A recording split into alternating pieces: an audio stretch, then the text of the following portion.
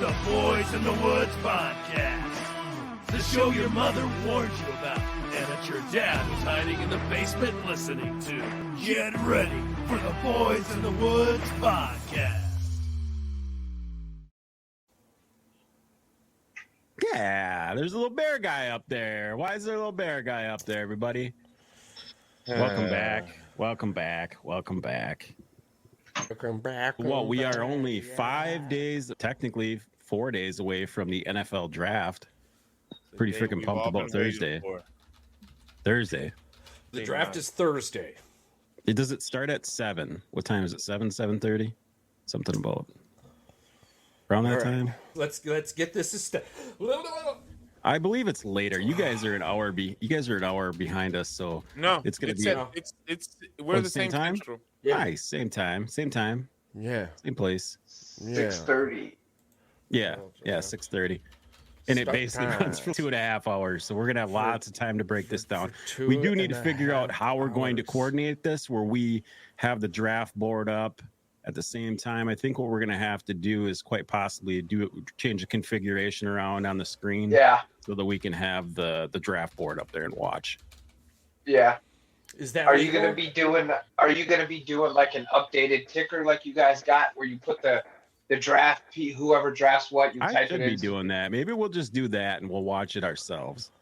That's what I think. I think that would be better instead of doing a whole board and like trying to track and remove. If you just keep updating the ticker when draft picks happen, because there's enough time between a selection and the next selection that you have 3 to 5 minutes. I think they got. Yeah, Charles is pretty good about keeping us up to date on who's who. He did a pretty good job with the WNBA. And plus, not only do you got 3 to 5 minutes, you also have commercial breaks on top of those 3 to 5 minutes between the picks. So. Sure. Well, we're all going to critique the picks anyways, and it matters. So. It'll give us time to talk about the picks as they happen and stuff like that. All right, you guys want to talk about the draft away? Charles wanted to talk about the draft. I've been seeing more and more, I don't know about you, more and more that Joe Alt keeps falling. Is there any reason for this? He's fallen all the way down to 12 on some boards. I think it's situational. I think it remains... Does and that continues. Mean that San Diego doesn't want him? Are they trading down? Here's my favorite thing about the draft, right? After the draft combine, I don't listen to anything other than myself because there's nothing but smoke, hot air, and what this person did on a fucking pro day over what they just did on game tapes, in games, in real-time situations. For years. It's like this magical fucking pro day happens, and somehow or another, that singular moment speaks louder than everything they've proved on the field. I give 2 tits less. And my original thought process especially after the combine, seeing where the Chargers are, what they have to do and what they're dealing with, is that they can help themselves more by trading out of the number 5 pick than anything they can grab realistically. The Chargers are on a 3-4 year clock right now. They got cap space hell. Harbaugh's coming in and fixing a damaged franchise. I truly believe that the Chargers pass out. And with the Chargers passing out, it's going to pop a whole bunch of smoke. And I think a lot of that music falls on Washington, which is somebody we're going to be talking about later on in the show, as they reside in the NFC East, I believe it is. Mm-hmm. Correct? Yes, yeah. But I think Jaden Daniels is Washington is sticking with Drake May. Up until the magical pro day, it was Drake May. Any argument? No. That's when this whole process started a while ago. Drake May was the consensus number 2 pick. And now, like you said, pro day happened. Jaden Daniels showed a little bit of athleticism. And then people have got him jumping, including me. I think from what Washington wants to do based on their coaching, I think Jaden Daniels is the way to go.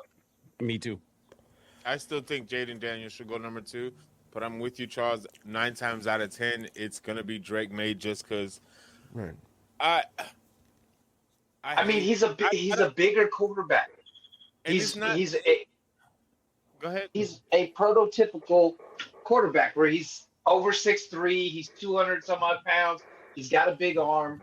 So it makes sense that people are putting him at number 2. But look at who their OC is. Their OC works almost specifically with dual threat quarterbacks. So taking Jaden Daniels based on their offensive coordinator hire, I think is the smartest decision. Well, either way, May's going either 2 or 3. It's just so let me ask you this. I'm with Patrick on this because he's brought this up I don't know how many times. If you can't beat the guy that was already there previously in college, how are you going to? Supposedly he was better than him.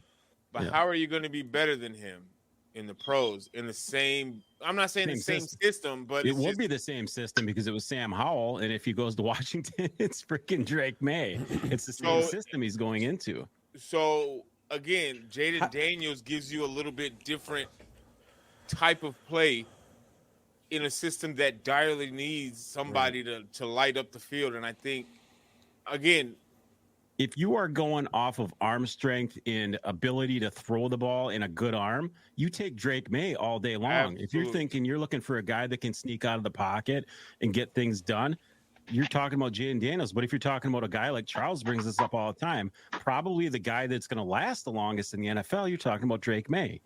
And I'll give you that. I want to add a little bit of color for our listeners. Now, before Jaden Daniels went to LSU and threw to wide receivers like Malik Neighbors and Michael Thomas Jr., right? He wasn't on anybody's radar. Let's be honest. Not a top 10 radar. And if we want to dive deep, maybe 15 to 25. Okay, maybe. So regardless. So now we're talking about this same pro day where he was throwing to those athletes not covered, named Neighbors and Michael Thomas Jr. That's going to make anybody look good, right? Caleb Williams without Jordan Addison, how did he look? Without Jordan Addison, people are actually questioning out loud whether or not Caleb Williams should be number 1. But you've got Jaden Daniels with no gear, no pressure, no time, no restraints, throwing to the best wide receiver on most people's books and another top 5 wide receiver on everyone else's books. But then you've got the North Carolina Pro Day. Who was he throwing to? The same people everybody else throwing to. Oh, Tez Walker. Okay. Which Tez Walker's a fantastic, solid second-round pickup. I think he's slotted on most people's big boards. Where's Malik Neighbors going? 4. 5, 6. So we're talking about the difference between a top 10 NFL pick and a solid second-round pick. So I love it. Okay. I love it. So again, this is the hype on these pro days. So divisions in football too. But before the pro day and before the combine, who was the number 2? Combine. I'm sorry. We don't do that. No. R.I.P. There was the tribute, heart, #love. Yeah, I back to the conversation though. But before the combine and before the pro day, who was number 2? You already know how I feel about the combine and the pro day. Yeah, absolutely. He brought it. That was the first thing he brought up today. Is he doesn't give a shit about that. It's a piece of shit. Yeah. So without that, and here's the other kicker too. If I'm the Patriots or the number 4 pick, or I have the ability to get into that area of operation, I want the team ahead of me to take Jaden Daniels. You bet your ass I do. Here's the other thing, though. I want my guy to fall back to me. So he didn't just win the Heisman; he dominated the Heisman too. So there is that. Yeah, but here's the counter I have for that, real quick. Here's the problem: the Heisman has become a what position award as of lately? A quarterback award, right? But that's what we're talking about. But let me say, this is why I don't weight the Heisman as high as other people do, because if you're a quarterback, you just have to be the best quarterback, right?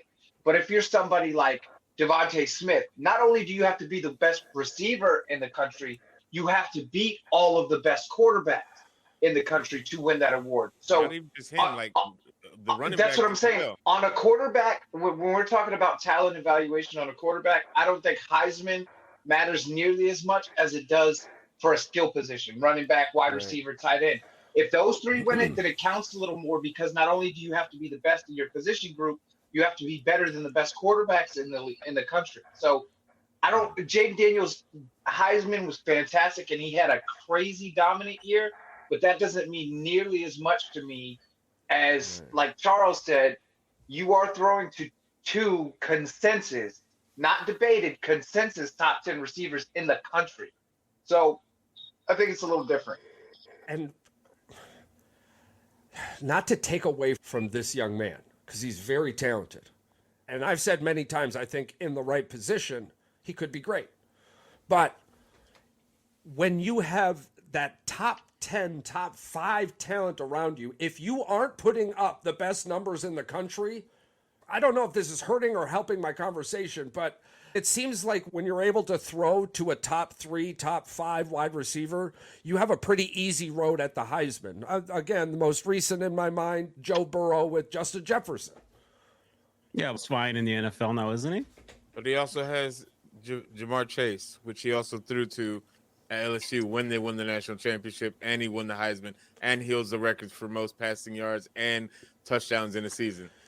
So, how many? Yeah, but he didn't have as good of a season as Jaden Daniels had in college football, though. We can go back and forth on this all day long. The problem is exactly what Mike brought up. It's gotten to a point where it's not as flashy. It's not as cool looking anymore as it used to be. You definitely can't hold the Heisman as this top tier award, especially for quarterbacks. Because again, because they're chasing it. Well, it's not just that. In the last 20 years, right? Quarterback-wise, that have won the Heisman, how do they fare in the NFL? And I'm not saying that they haven't done very well. I'm not saying that they all fall off, but it's not a lot of in the last 20, 30 years QBs that have won the Heisman that have come into the pros and actually. It's definitely not in their favor. I think here's a hot take. I think the Heisman is more of a team award than an individual award because of the attention it's getting solely on the quarterback.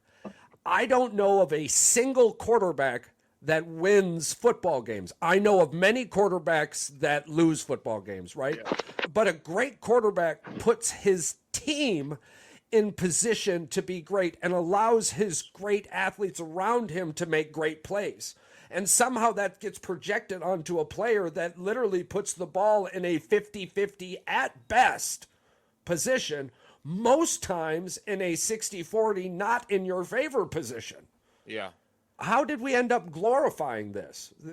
I believe they should have their own award, and the individual talent, the individual effort that's allowing that quarterback to shine should have more of the attention. They should do away with the Doak Walker and all these other awards and just make there be one universal award. The Heisman has become, like you said, nothing but a quarterback award. Yeah, do they invite usually a wide receiver? Sure, but damn well he's got no shot of winning the thing. Absolutely. Aiden Hutchinson there. When he got invited, it was just a token. It was a token, send the guy. Yeah. Yeah. I'm like, the Heisman is, again, it's great. It'll help you definitely for sure get into the College Football Hall of Fame probably. Right. But it's not going to get you anywhere. I'm like, does it give you a little notoriety if you're going into the draft next year? Yeah. There's never a little flex. Here's the thing. It guarantees you getting drafted. Come on, let's be honest. There's never not been a Heisman that hasn't gotten drafted. Oh, absolutely. Tim Tebow. It's what happens after you get drafted. Are you actually yes, you might have been the year before you got drafted the best college player in college football. It guarantees you a 4-year paycheck in the NFL. That's all it does. Yeah. But that's not saying that you're going to translate into the pros. And like Charles just said it, Tim Tebow. Yeah. And really, a lot of them too. Trent Richardson, Troy Smith. A name that Mike loves. I can't believe he doesn't own a jersey of this guy, Trevor Lawrence. Did he? I thought he did. Did he win the Heisman? Yeah, Pretty Boy Floyd won the Heisman. Yeah. Are we sure about that? Yeah. Are we sure? Them golden locks. There's no way the NCAA wasn't putting that face on TV. I don't think he won. I hope I'm wrong. I'm about to check. I can't Trevor wait. Lawrence? I believe he won it the year. I think he won it the year that they won the national championship. Not a one. No. Man, why do I see him holding the trophy? Because he probably was in the running a couple times, but he never won. Yeah. Not even. No, he's not in any of the commercials. No. And your keyboard warriors going out over here. No, we got nothing. Coming up empty. This is how we keep the show accurate. This is how we keep the show lively, and this is how we keep the talking points moving forward. Because if you just sit here and if you're just playing tennis against the Drapes, it's not going to get a very good return. So then let me ask you this. Let me ask you this. All right. So let's keep it on Trevor Lawrence. I'm so glad I got to use that. So against the Drapes analogy, that's okay. So let's do this Trevor Lawrence bit for a second, because we know how Mike feels about Trevor Lawrence. He's about as dog shit as dog water could be dog shit. Yeah, I think with the right coaching staff, he could be great. Okay, so this guy's college career. Let's just go over his career, right? Freshman of the year, offensive rookie of the year, offensive player of the year, ACC player of the year, ACC athlete, Archie Griffin Award. When he won the championship, he got MVP. Yeah. Cool. Great. Guess what he's done accolades-wise since he joined the league? He's gotten one Pro Bowl bid. Yeah. And we know how Mike feels about Pro Bowls. These ain't shit. Here's the problem. Here's the problem with Trevor Lawrence. He got put in an absolutely dog shit situation, and it seems like he's fine with it. He's fine with it. I think he's just chilling. He's just big chilling. Just chilling Didn't now, it? yeah. It did. Hold on. It did take him a really long time to lose on a Saturday, though. But this goes back to Charles' take on Russell Wilson last week. Is it? Or is the team around him better? I don't know. I give him a few more years before I'll say that he's completely washed up. He's definitely not panning out. If you want to say that, you can say that all day long. He's not good. Yeah, he's not going to put the team on your shoulders. Yeah, he's right here, and good is up here, and great is up there. I think that's where Trevor Lawrence ends up falling. Right? He can play with the lead very well.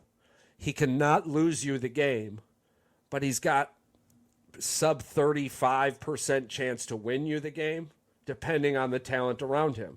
And this is the thing: he's in a division that technically he has a chance to win every year, because that whole from the Colts. He did, Jaguars, yeah. It's Colts, Jaguars, Texans, and who else is up there? Shit, not anymore. Titans, Jaguars, Texans, Colts. That is probably one of the. He should have had at least a couple of division titles by now. The last few years before that, but now the Texans You're stuck taking that division now. We do have Indianapolis. But even with that, though, we always thought Trevor Lawrence was still going to be, at some point, the quarterback of the AFC South. And now he might be the worst in the AFC South. Yeah. Do we allow the understanding of the Jordan effect? He is in the AFC. He's trying to do things during Patrick Mahomes' reign. But so did Peyton. Peyton was doing the same shit with Tom Brady. So again, so we're talking. So the book has not been written on Trevor then, because what if he wins the Super Bowl in the next 6 years? I said you got to give him a few more years. Yeah, I mean, it's well possible. Again, you were right, Patrick. The first couple years, especially, you started off with Urban Myers, and that was just a big ass shit show. Yeah, that was terrible. I think that might have had a lot to do with it. There's so much nasty shit going on at that team, and all that stuff was going on. Now they have a competent head coach in Doug Urban Peterson. Meyer. Yeah, he fucked that team up bad. Listen, that boy, we was questioning all his skills while Urban was there. Yeah, everything was in question. And then, I'll give him a couple more years. Do you think that was because he chose Dabo Sweeney over Urban? Yeah. Well, do you think Urban was like, "Fuck you, you should have played at Ohio State"? That's a new level of petty if he did it. Hey, that's Urban Meyer. That's definitely the realm where Urban lives. Come on, man. Yeah. Remember how you said no to Ohio State, motherfucker? Good luck having a career in the NFL as long as I'm here. He's a slime ball. To get the attitude and the character that we got in Jacksonville, and seeing him back as a commentator, man, they got pictures of him on the sideline with people sitting on his lap, just like he was in college. He was trying to slide into that one lady's DMs, that one cheerleader. Did you see him creeping out the girl? He was like staring at her while her skirt was I'll up. meet you guys back at the hotel. I gotta go to the bar. I'm Urban fucking Meyer. Yeah, I gotta go to the bar real quick. I'll meet Give you me back 5. in the room. He's that guy in Kill Bill. My name's Buck. I like to fuck. That's Urban Meyer. It was Buck. I like to fuck. So he gets what, 2 more years of grace? Yeah, probably. Yeah, I'll give him 2 more years. 6. No, I've give Trevor Lawrence the same treatment. I'm saying that. How long does Trevor Lawrence got left in his career? That's what I'm saying. It depends on him. And career, I think. Be nice. No, look. Honestly, no bullshit. I think Trevor Lawrence's stealing is starting to look more and more like Derek Carr, and his floor is starting to look like Brock Osweiler. I don't think he's better than Derek Carr, but I think two more years as a starter in Jacksonville, if you can't get it done then, you're relegated to a backup. You're going to be Carson Wentz. Yeah, I'll be a backup quarterback for sure. Yeah. He won't ride. They're not going to ride with mediocrity. No, I think he'll be a really good backup quarterback. Yeah. But I have never, ever bought the hype around Trevor Lawrence being the prince who was promised. Get the fuck out of here with that shit. I watched Trevor Lawrence back in the day. There was this ESPN show, some high school football show, where it was showing these 5-star recruits from different high schools training before college. Number one that. And Trevor Lawrence looked average. He was like, okay, he's smart. He could take a hit, but his arm strength isn't that much better than anybody else's in the NFL. He doesn't make better reads than anybody else in the NFL. He doesn't escape the pocket. He's not, known for his ball security. Like Trevor Lawrence, I think, and especially now, his seat and Doug Peterson's seat in Jacksonville have got to be hot as fuck. Because, yes, you get the first-year pass of Urban Meyer coming in and smacking the shit out of the owner and doing whatever he wanted to do. But that's been what? This will be 3 years ago now? Urban Meyer gone? Yeah. 2 or 3 at least. I think it's been a year and some change. I thought it was way longer than that. Does he probably have the softest hair in the NFL? I'm like, it flows like it. The only reason I brought this up is because I was gonna say, Mike, that's what makes him so soft. Yeah. He's got the softest hair in the NFL. He looks like a little prima donna out there. I think of him as a guy who's probably way more arrogant in the huddle even than he is on the sidelines. Yeah. Yeah, he's not the type. And look, I don't want to assassinate the man's character. I don't know him like that. So off the field, that's whatever. But on the field, I just don't think – I think he got the reverse treatment of Baker Mayfield from the media. When Baker was getting drafted, you had people shitting on him constantly. Just, he's not as good as people think he is, da-da-da-da-da. And then Baker comes in. Has another year like he had last year. I think this is the thing, but I think Trevor Lawrence got the reverse of that, where it was like, he's a generational quarterback. He could be Peyton Manning or Tom Brady. First off, that kind of pressure on a kid coming out of college is ridiculous. That's insanity. You're talking about him possibly being as good as somebody who won 7 Super Bowls, sorry. No, that's crazy. And 2, the first year he played, I was like, I told everybody his mechanics look like shit. His footwork is not great. Like, you could tell he is a stand-in-the-pocket statue quarterback. And unfortunately, those kind of quarterbacks who can't extend the play, they don't survive anymore. It's not that kind of league. Defenses are going to kill you all the time now. Like, your edge rushers aren't 340 pounds now. They're 240 pounds now. Are we all in agreement that we should just abolish this generational quarterback comment? Like, period? Yes. Yeah, I absolutely hate it. I know that Paul is absolutely in favor of it because all it does is put this giant hype cloud over top of your player, and he's got to lift this up every time he goes out into the huddle. It's fucking terrible. No kid out of college should have that much pressure on their shoulders. I don't care what position, whether it's quarterback, running back. It doesn't. To say that you're a generational type player, you're like once in a generation, like that. That sentence means a lot to some fans and some teams. Because you don't live up to that. You know exactly the last player I'm thinking of when they said this, right? It's LBJ, LeBron James is the last person that they said this about. No, he's the last player that they said this about. I guess Wemby now, probably Wemby now, but I don't even think the pressure on Wemby was as great as LeBron's. Oh no, because Wemby had professional experience in France. Sure, now, granted, it's not the NBA. So he can just dunk over it anyway. So he had a lot of variables that make him know that he's going to be great. LeBron, as great as he was in high school, he wasn't the stature that he is now as far as weight and muscle that he has. So he had to prove a lot. And then again, it's at that time, basketball, you were coming out of college after 2-3 years. It was almost unheard of coming out of college or even out of high school and being as great as they expected LeBron to be. Nobody had that kind of hype coming out of high school. Speaking of NBA hype, Charles, you want to transition us into the NBA playoff hype here then? Who's got the Oh, hype? the fact that Milwaukee's up 19 on Indiana right now with 8 minutes left in the first half. I saw you opening your mouth and going. Without Giannis right now, they're Without 42, Giannis, 23. but they're without Giannis for 2 to 3 weeks, so they wouldn't even have him until they make the championship, the conference championship, like game 5 or something. We don't need him. We don't need him. We need him for the we win. don't need him. We got Dame time for the first round, baby. It's Dame time. I forgot that Dame Lillard plays in Milwaukee now. Goddamn Dame time. This is what I tell everybody. Everybody gets all hyped up about this regular season bull crap, right? Well, you guys were debating this, and I never got in on it because I was at work. Yeah. But I think you guys brought up the whole Defensive Player of the Year award, and we were all like, dude, why not Wemby?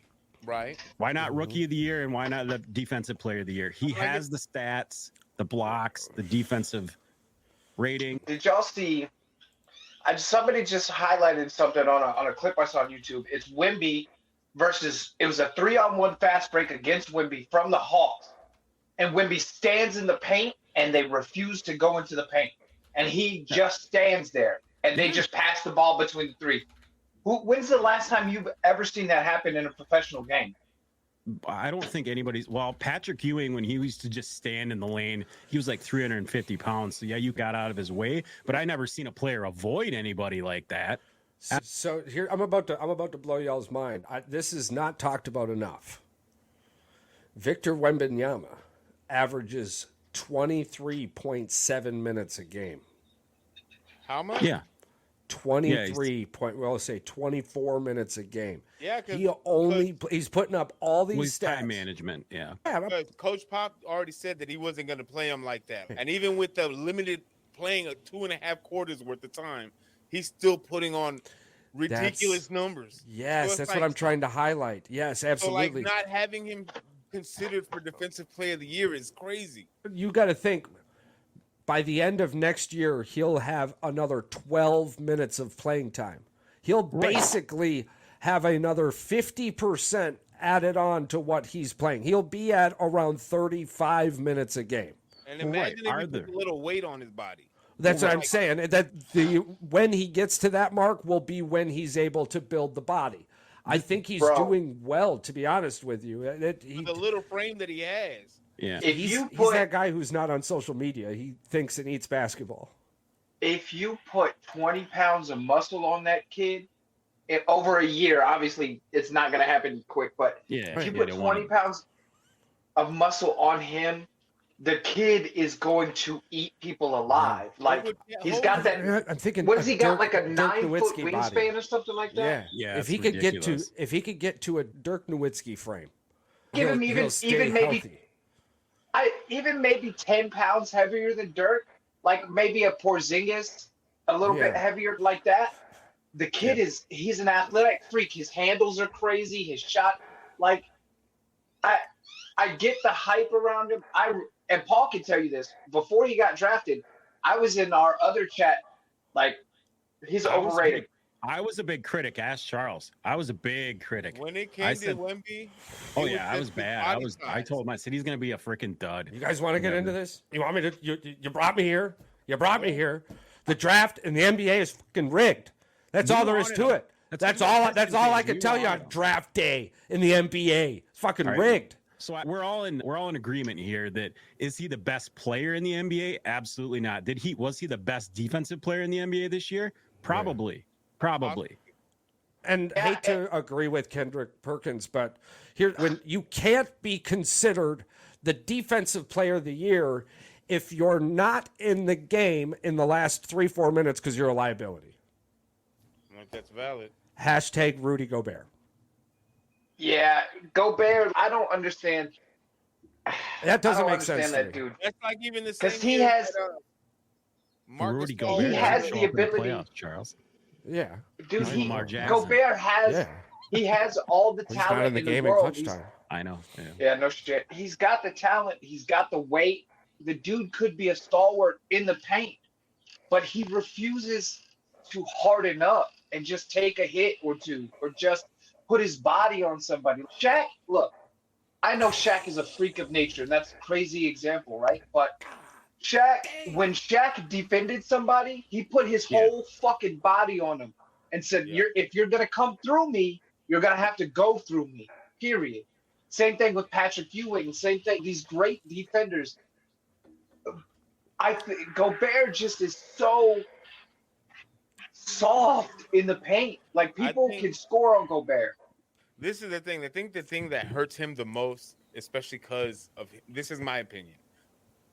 Him being his size, yes, he's basically a traditional big man in the league. What we used to see as kids and stuff like that. The OG type. Like, that's his style. Him moving outside of 10, 12 feet, anything past, that's where it hurts him the most. Because one, his footwork is not meant to be that far outside the paint. He's just not meant to do that. So when teams have stretch fours or stretch five that can pull him away from the paint, that makes him a liability because he can't guard out there. You know where Gobert's best time would come is off the bench.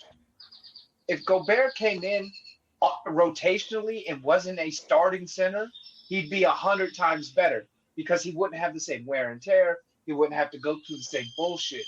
I think Gobert has talent, and I think he has potential. But the problem is they're not using him right. They're just not. Now, if I'm Shaq, I know you guys have all heard what the shit that Shaq has said about this man.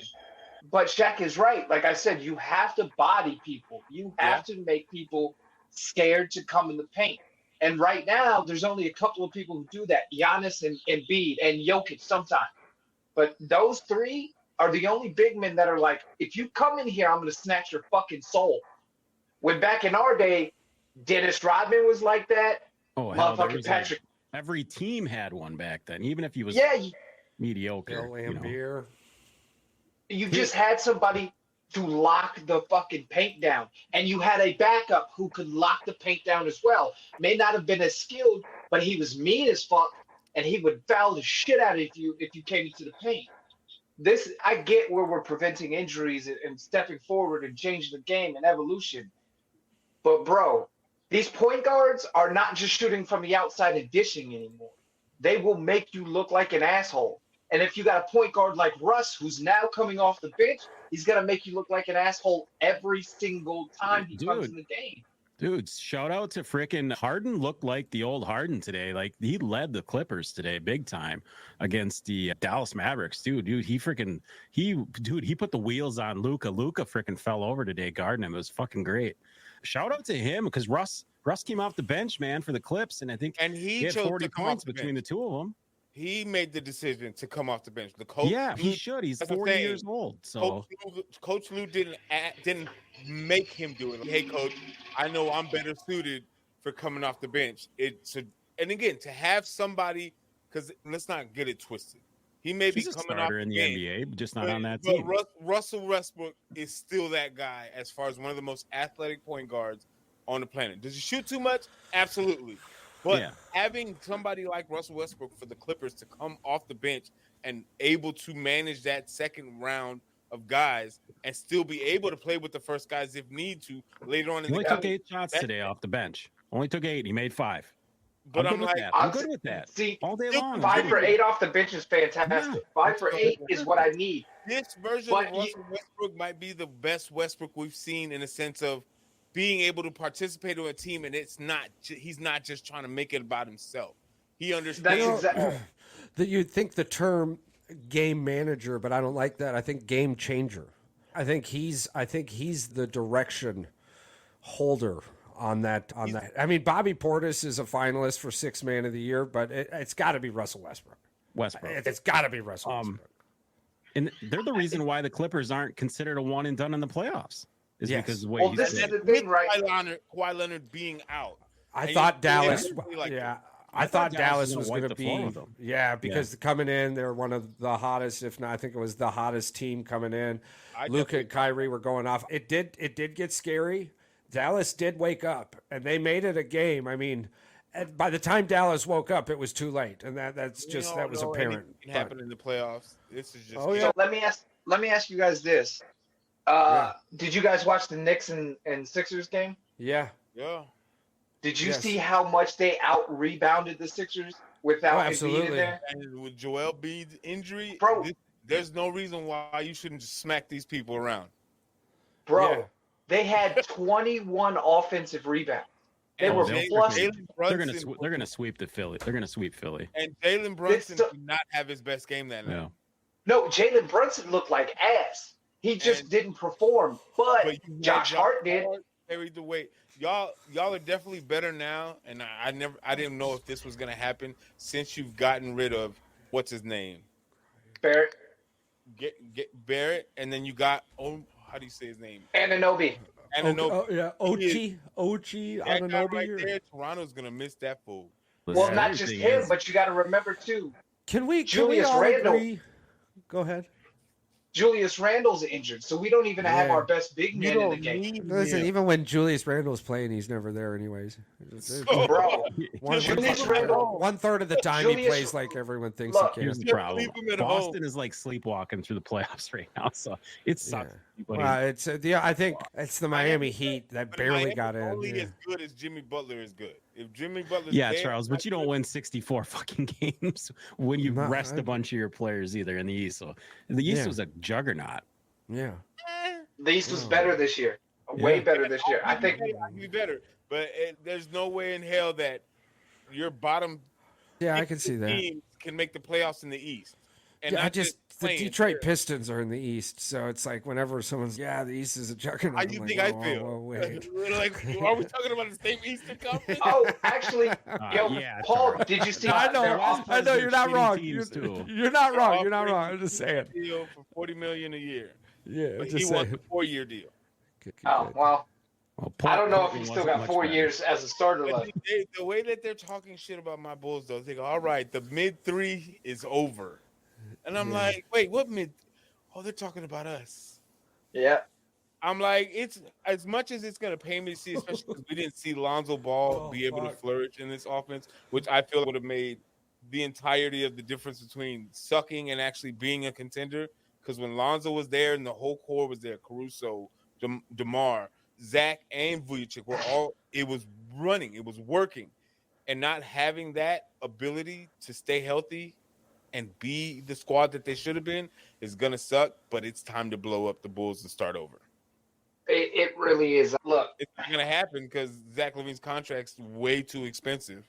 There's a couple teams that Charles and I spoke about this too, that Phoenix and Golden State, all they are is old teams. They're old. Right. Let's just be honest. They're senior led teams. And I hate to say this, but after Klay Thompson, what he did, is his career over in Golden State? I don't know. Oh my God. Dallas is talking about trying to make a move on him. Lopez from the fucking key. Sorry. Charles is watching Bucks basketball, if you can't tell. He's over here, Dame time, giving us the highlights without even telling us the score. Even if Klay, because I think Klay wants to stay Golden State, but he's not worth the money if this is what we're going to get. He's not the same player after that. Nobody can come back after that. That's just... Klay Thompson's going to Detroit.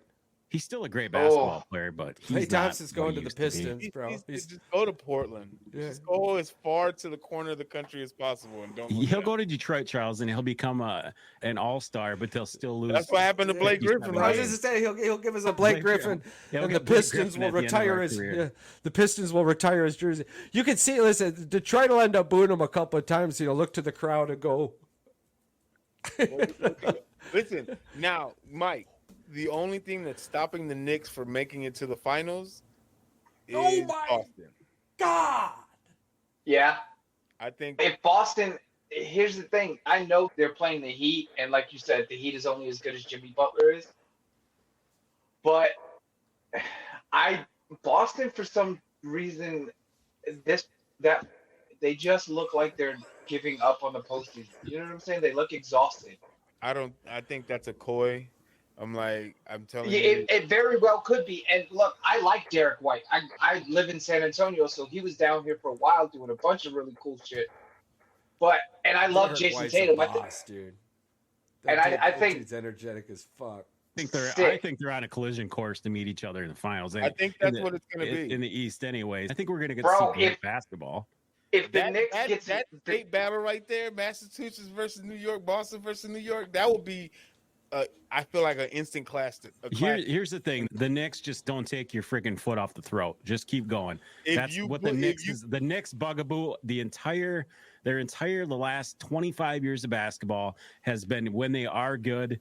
It seems like they know they're good, and then they forget that they're good. Well, I don't know if that makes any sense, but. Yeah, no, it makes a lot of sense, but that's the difference now is we have somebody in Jalen Brunson who knows even when he doesn't perform, he knows how to motivate his guys. Who had Josh Hart going off on their bingo card in the first Knicks game? Nobody. I think it's absolutely disgusting that Jalen Brunson is not on the Olympic team. Me too. I don't understand how Kawhi Leonard got a nod. Yeah. He's not playing. He's not playing. He wasn't playing today, so he could be healthy for the Olympics. Like out of We know all the why options these players you are had, not on there. They're handpicked by whoever the coach is. It's the same reason why Isaiah Thomas wasn't on the dream team. He should have been running that dream team. I'm just saying, Spite, right? out of all Bro, the players, Because Jordan hated him. Yeah, Jordan hated him. 6 of them.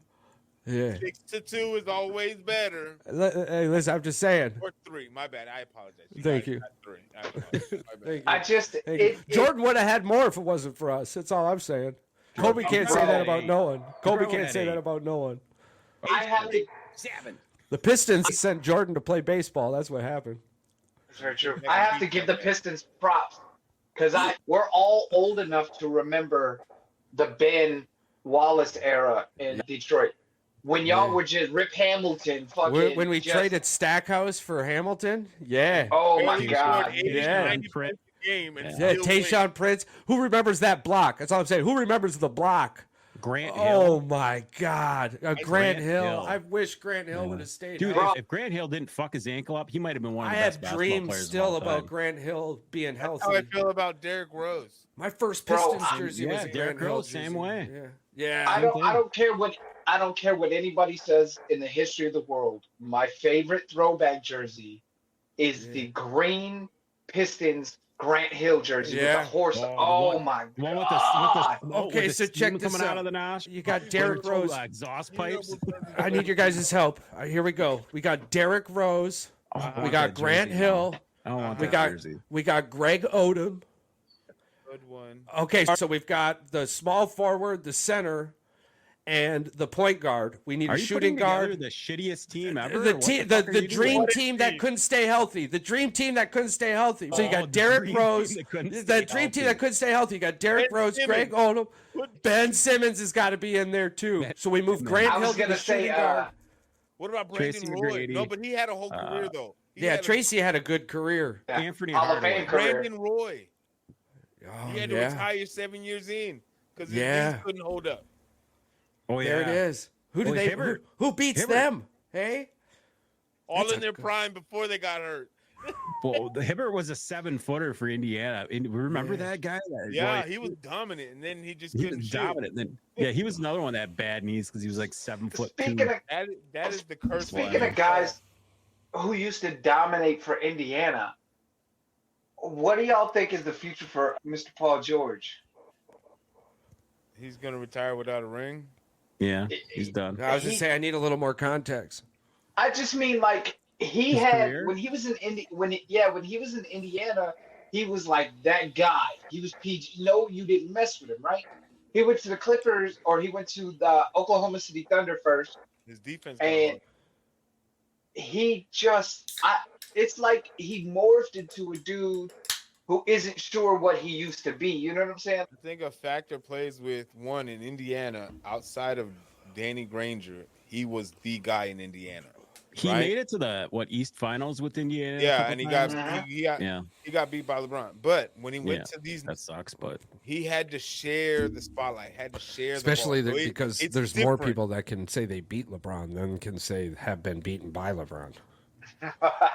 So when Paul George went to the team, he had to do it with Carmelo Anthony and Russell Westbrook on the same team. And now that he's in the Clippers, he's having to share the spotlight and time with revolving around Kawhi and certain other people. So now this year you got Kawhi Leonard, James Harden, Russell Westbrook on your team. You know who two players right now that are sharing the spotlight right now that are doing really well? Anthony Edwards and Cat. Because Cat knows he's the second fiddle now. This is Anthony's team. He is him. That is MJ's Anthony Edwards talking went about. fucking off today, dude. He took over. Did you see what Michael Conley said on the bench? No. He said, "Oh, he's in his bag. Oh, he's in his bag. Boy. If he keep playing like this, we're gonna keep going." Anthony Edwards is showing his ass. And You're gonna have people pretty soon if this kid keeps playing like this going, should he be the new logo of the NBA? Not to toot our own horn, but Dame Time's got 35 at halftime. Bro, dude, I'm telling you right now, it is 69 to 40 fucking 2. You said Damian Lillard had 35 at halftime, bro. Yeah. At halftime. Listen, all right. You know what? Let's do a wager right now. I have it on the NBA.com, the Bucks and 5. I have it on the NBA.com. Let's do a wager. Dame has 35. You did pick 35, that. right? Dame has Yeah. 35 and a half. Let's Yeah. do over under. Okay. Over 45 or under 45? Oh, over 45 is Over. easy. We got to do 53 and a half. Okay. I think so 53 and a half. 53 and a half over under. 53 and a half over under. I'm saying over. I'm saying, could you say 53 and a half? 53 and a half. Under, because I think they're already up by 27. They're gonna slow him down. Yeah, they'll take him out for the whole. Here's why I'm saying this, right? Check this out. Ah! Are you gonna take these out? You're gonna take these out of the game? Because that right now, that's how Damian Lillard's looking. All right, Damian Lillard's got the crazy eye right now. So That's how he's looking. You don't take the crazy eye out. He's in the playoffs. He's hungry. He's waited all season for this. You touch the eye and go like Adam Sandler, or no? Crazy eye right now. So Fucking crazy eye right now. you got under? I got under because I think they're taking him out in the late third. I'm taking the under. What you No, got? I'm taking the The over. under? Oh, shit. You crazy eye. I know. I'm taking the over. So we got Charles and Chaos doing over, and Patty and me going under on 53. Listen, here's the thing. He's got to get 10 points. He's got to get 10 points in the third and 10 points in the fourth, and he goes over. I get that. Yeah, I think he hits. If 55. he makes it to the fourth quarter. Bro, I think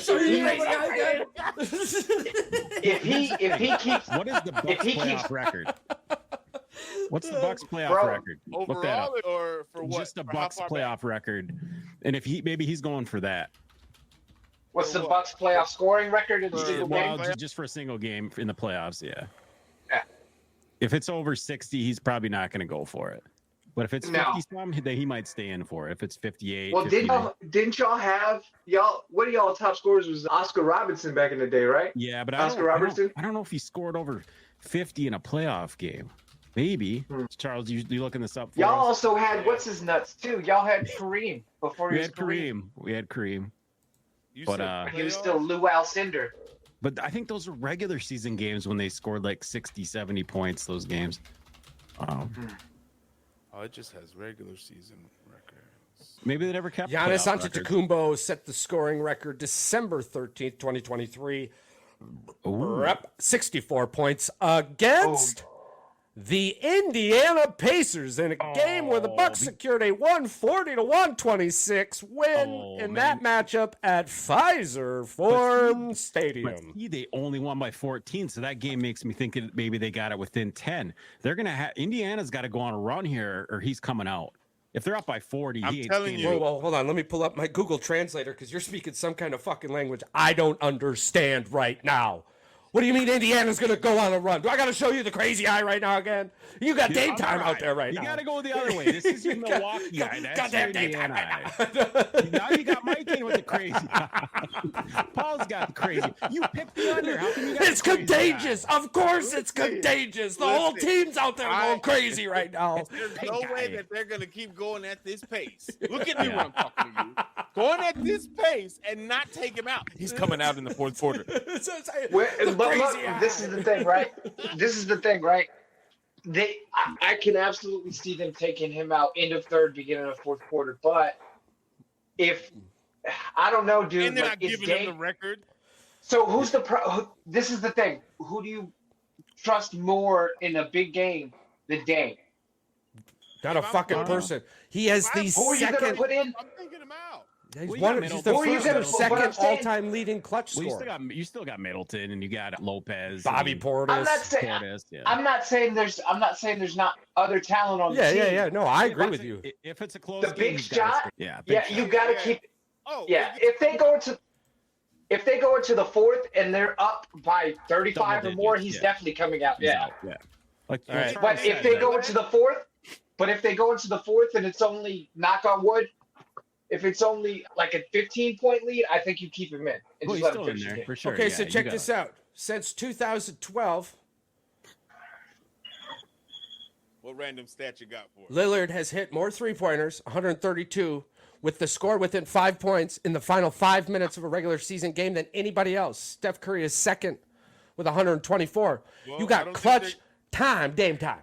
So that means they're going to get up ahead in the third quarter and have a bench with a towel with a nice little Gatorade. We're gonna be with seeing sunflower Giannis. seeds on the other side. We're going to be seeing Giannis? Yeah, I love Yeah, it when he's Giannis coming comes in in, for the man. last Oh, you mean no? It's Electric. his name is Theonastis. Theonastis, yeah, I feel bad. I gotta Theonastis remember, yeah. Antetokounmpo. I love that, dude. I don't care. There's a lot of people who are like, "Oh yeah, you're only on the team because He your has a- last what's name." his- Don't give a fuck. What's his All other three of them are brother's on name? But I'm on at the one team, point in time. bitch. What's that? It's Giannis. It's Giannis, Theonastis, and what's the other one? After something.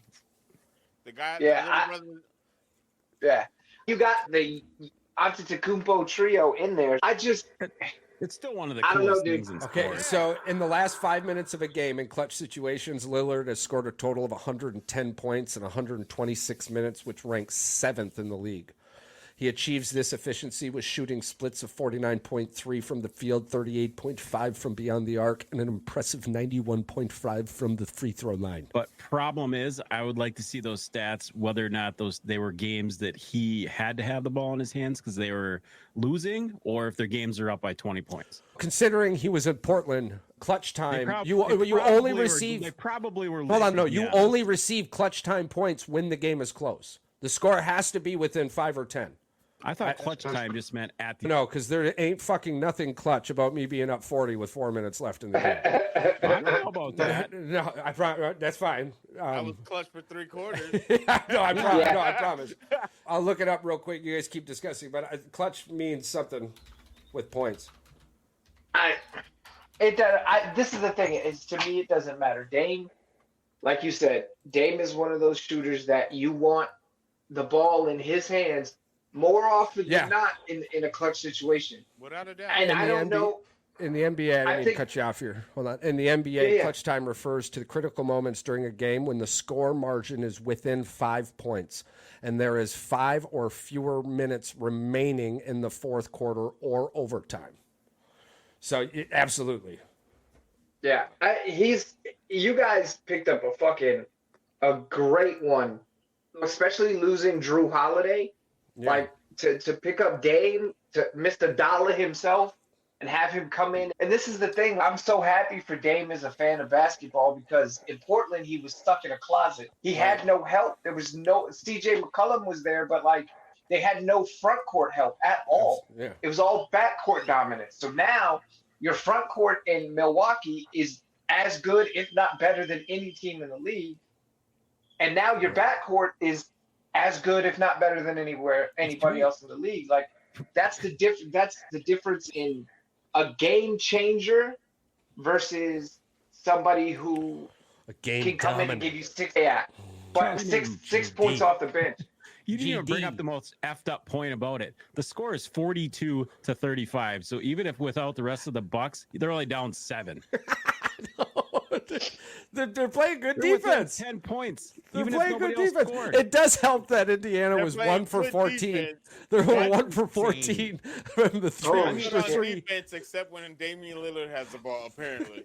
Did you No, know that- I'm saying Milwaukee's playing good defense with Dame going off like this. I hate to be this guy to bring this stat up, but there was like 7 women's games this season in college basketball, Division I college basketball, where a single player outscored the other team. And I know this happens in high school, even in guys sports, How many in times? men's.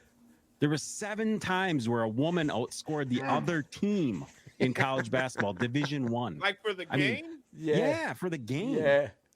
Like they It happens played them? because there's better. Oh yeah, it happens. I believe one of them might have been UConn or South Carolina. I was going to say Juju Smith-Schuster is I promise you, at least 3 times her by herself scored more points. You got the wrong Juju. Did you just say Juju Smith? Yeah, you got the wrong Juju. I was I didn't know he could ball like that. Yeah, no, he could. And he was a woman. Juwana man. Fucking Juwana man. Dude, speaking of which, remember Grandma Ma? Remember those commercials? Those were the shit. Oh, yeah. Freaking Johnson. Juwana man. Larry Johnson, man. Those are the best. Grandma Ma. Man. I'm sorry. That dude was a dog, too. Was it Juju Watkins? It was Juju Watkins. Yes. Yeah, I'm so sorry. Juju She Smith scored Schuster. 70 one night. Honestly, these probably were teams that were really bad. Like they were playing like some prep school or something that's D1. Women's basketball's got some weird D1 schools. But this is the thing. What makes it even funnier for the bettors, for the college, who's just walking through the schedule each day? I don't know. You can find those games probably. No, I'm like, not, you go through the game and they go, there's this one bet line. A USC player is going to outscore Indiana State, Texas A&M University. Who would you put? The Tigers are put 3 down wins on that away line, from and how matching much the would you Pistons. put? Yeah. It's just to say that you outscored a whole damn team. But if by you're the yourself. what if you're the asshole that lays like $1,500 on that prop bet, and you win it, and say that it's like plus 1,900 or something, you walk away It's with like 20 G's. Could you live with yourself knowing that you bet on that? You could. Yes. I would be. Yes. I wouldn't want to tell anybody that I won. 100. I would. Everybody, you won money. I would scream it from the rooftops. Bro. I would get it tattooed Look. on my shoulder like Jim Harbaugh's 15-0. If you're laying, Yeah. bro, if you're laying odds like that, and I could bet on the color of the Kool-Aid in the Super Bowl and win that kind of money, I would tell everybody. I don't give a fuck. I'm gonna tell Like- everybody. So the NFL is doing away. Speaking of, the NFL is doing away with the streaking thing. You're no longer going to be allowed to bet on that one because people are doing. Well, that's because old boy last year, and one stupid amount of money. 400,000. I think he only bet like a couple hundred, but he won. Yeah, I like think it was like 400. 500 Well, and won like 400K. Talking about the NFL. Only for a $2,000 ticket too, to be arrested. Fuck it. Yeah, It's worth it. yeah, it's definitely worth Oh, it. you're banned from coming to any stadium. Still Okay. got No, my I money think he's. though. I think he's No, only I'm just banned saying, from if the they Super would've Bowl said for that, a I'd have certain been like- amount of time, like 10 years or something. I'm okay with pay me that. my money. Speaking of NFL, 400K, yeah. let's go ahead and let's start this off. So, on previous shows, we have discussed the Bears. We've discussed a little bit of the Eagles. We've discussed a little bit of the Packers. So, we're gonna quick dive with the Bears real quick, just to give us a recap of what the world should already know. Caleb Williams is going number 1. There's a small discussion about another wide receiver at 9. Most of the mock drafts I've seen or have done myself actually have them going more of the defensive route. I think that would be smarter. Paul, how do you feel? I'm mixed towards a lot of scenarios. The number one scenario I would prefer, yes, I know we're getting Caleb Williams. That's undeniable by anybody that has a brain and knows football. That number 9's pick is, I think, more important now than ever, because this might be one of the draft picks that can turn the tide for us, whether it's offensively the right way, whether getting an offensive tackle or a center, or if we go defense and we get us another edge rusher to be on the other side of Montez Sweats. Like that, you have to pick one or the other, because one or the other is going to help turn this tide around to get us to where we need to go in the future. But if we go receiver or go like Drake, Bowers, going for a weapon at this point, now that we've had so many conversations on the show about what's more important, because it's like yes, Keenan Allen may just be a 1-year rental, but he's here. And we possibly get somebody else later in the 3rd, 4th, maybe 5th round, if not next year, to replace Keenan Allen. That somebody might be younger and more cheaper on the contract. So I personally, I would either go offensive tackle or I'd go defensive, just because. Keenan Allen, dude. Yeah. Keenan Allen is he is probably Mr. Responsible as far as a player goes. like the pick. That guy is always there to catch the football. If you can get it to him, he's catching it. And he's reliable as all hell. He might not be the greatest receiver, but he's reliable. And maybe he ends up building nice rapport with Caleb Williams. Absolutely. And he likes the situation. Takes less money to re-sign. He's made a bunch of money. He's living a good life. But maybe do you think he's also a value to the locker room as well? I agree. Absolutely. As a veteran, being 10, 11, 12 years in the league, yeah. You know stuff, and you have a young receiving core in Chicago that can feed off of his brain and his experience being in the league and still be a valuable asset offensively as a threat because he's still young. Yes, he's in his early 30s, and in football, that means you're but that's not always the case with every player. And I think he can help both our receiving core and help Caleb Williams possibly. Because look at the young talents that he had to deal with. And he just left Justin Herbert to come to possibly, again, a generational talent at quarterback. I'm like, who else better to have than somebody who's already played with somebody young that's talented and help them? So why not do it? Why can't he do it again? I think we'll throw a little color in this and then we'll bounce on. I think it has a lot to do with what Atlanta does. I think if Atlanta picks up a wide receiver for Kirky Cousins, I think that will allow the Bears then to pick up Dallas Turner. But I think if Dallas Turner isn't on the board at 9, I think at that point then the best option would be for the Bears to pick up some type of weapon. I still think, I agree, offensive line, defensive line, or defense of tackle. Patrick, Mike, what say you? I don't think you go best available player. I don't know about you, Mike. No, I don't think they only have 4 picks in this draft, so you can't afford to. They got to be very selective what they do. That's the thing. Now, do you trade it? I wouldn't. Their first 2 picks are too valuable. Like the talent that you're going to get off. Obviously, Caleb is going number 1, like everybody has said. Right. Let's take the number 1 pick off the table because that's gone. Number 9, I think there's a couple of different ways you could go. You do have weapons on offense already. You just signed DeAndre Swift, who can catch out of the backfield, right? You got Kevin Byard, so you don't really have to worry about safety because he's going to play better in the Chicago defense than he did in Philly. Yeah. For me, for Chicago, I would go one of 3 players. I would either go Joe Alt to keep Caleb upright. Yeah. I would go Dallas Turner, or I would go Mike Sanderstill from Michigan as in the corner position. I think Mike Sanderstill now the problem with going Mike Sanderstill is that number 9 is super early to but draft for a him. team that doesn't have a second-round draft pick, so you have to make that. But here's the kicker though, if you're going to live in that reality, then why not take Cooper DeJean or Kool-Aid? You could. One of the other 4 above him. So here's the problem: taking Cooper DeJean. If I'm Chicago, I watched Sanderstill all year. I love the kid. Don't get me wrong; that's a great pick. I think. I think Sanderstill fits better into what Chicago wants to do defensively. Cooper DeJean. Here's the problem: Cooper DeJean is going to do everything that you need, but he's not going to excel at just one thing. Jack of all trades, master of none. That's what DeJean is. Now, we again not taking pro day and shit into a lot of account. But we saw what he's looked like after his leg break. He still can run. He still can change direction. He's still got the same athletic ability. So I could see going to Cooper DeJean. But I think Chicago needs one of Mike Sanderstill to me, and I might be the only non-Michigan fan who's really as high on Sanderstill as I am. I think Mike Sanderstill from a coverage space and plus a body space, I think he's one of the best quarterbacks in this draft, and I think he would fit in Chicago. I think the only one who would maybe be better is Quinyon Mitchell, but Mike Sanderstill to me fits in Chicago really well. Yeah, the thing with like you said, you brought up Michigan players. They basically for the last few years have been playing a NFL style defense, so they're already going to be around that. Every coach they've had the last 3 years came from an NFL. Let's just say it. They came from the Baltimore Ravens system.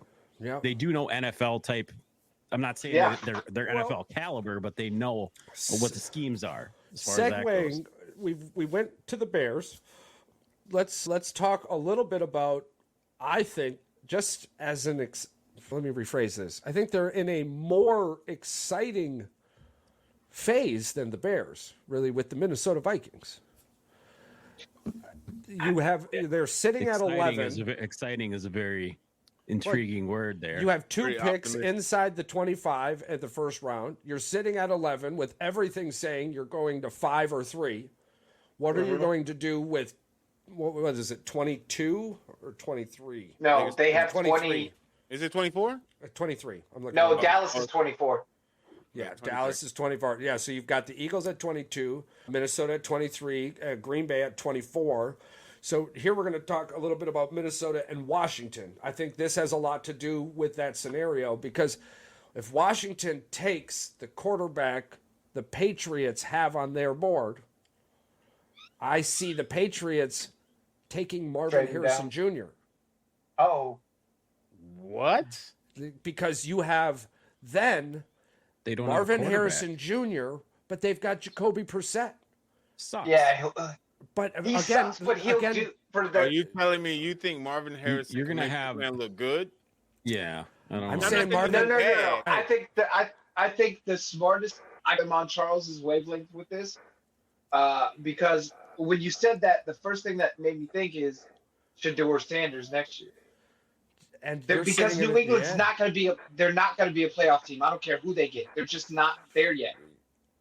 So if they get Marvin Harrison Jr. now, next year they're going to be just as bad. They finish with a top 10 pick again, trade up and get Shedeur Sanders. It's not a bad plan. You've already got your weapon there. He's already used to your offense. You're building up your offensive weapon. Line. You have the ability to mortgage the future then in next year's draft. So that's what I'm saying. A lot of this falls on Washington because if Washington picks Jaden Daniels, I don't see the Patriots taking Drake May or J.J. McCarthy.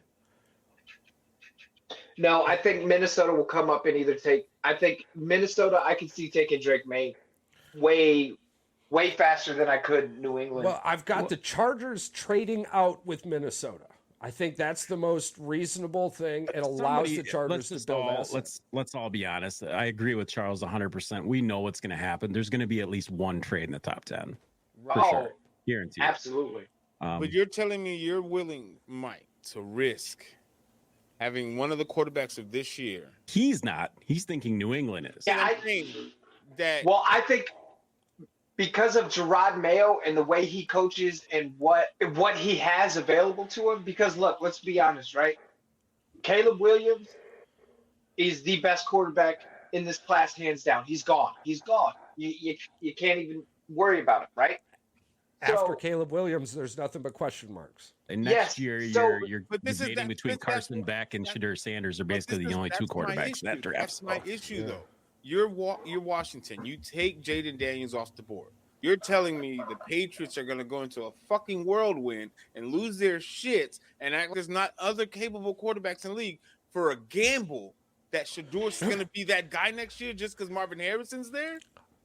That's a way to look at it. That's a way to look at it. But Jacoby Brissett is a proven commodity.